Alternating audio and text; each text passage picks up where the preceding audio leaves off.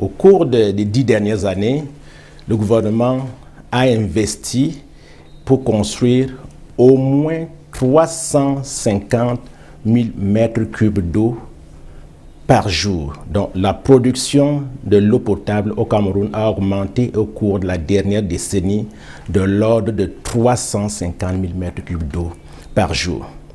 Malheureusement, cette offre demeure insuffisante par rapport à la demande.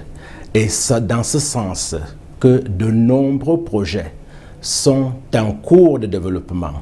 Rien que dans les grandes villes comme la ville de Yaoundé, je parlerai du projet d'alimentation de la ville de Yaoundé à partir du fleuve Sanaga. Cet important projet devra permettre sous peu à la ville de Yaoundé de recevoir un volume d'eau supplémentaire de 300 000 mètres cubes d'eau par jour. Je dis en passant que le déficit nominal que la ville de Yaoundé affiche aujourd'hui est de 100 000 mètres cubes d'eau par jour. À travers donc le projet PAIPIS, Yaoundé va recevoir au moins 300 000 mètres cubes d'eau par jour. Et les installations permettent d'étendre cette production à 400 000 mètres cubes d'eau par jour. Un projet similaire également est en cours de maturation au niveau de la ville de Douala.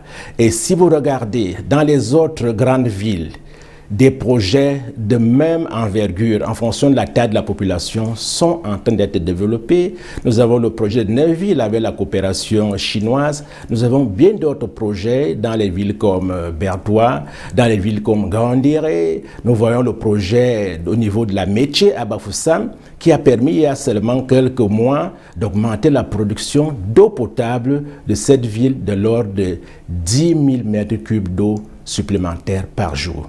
Donc, pour dire que les efforts du gouvernement sont faits pour mitiger les difficultés auxquelles les populations sont confrontées aujourd'hui et que dans un avenir très proche, nous aurons une situation d'équilibre entre l'offre et la demande dans la plupart des villes. On aura suffisamment de réserves d'eau pour pouvoir envisager un avenir sans stress dans les ménages.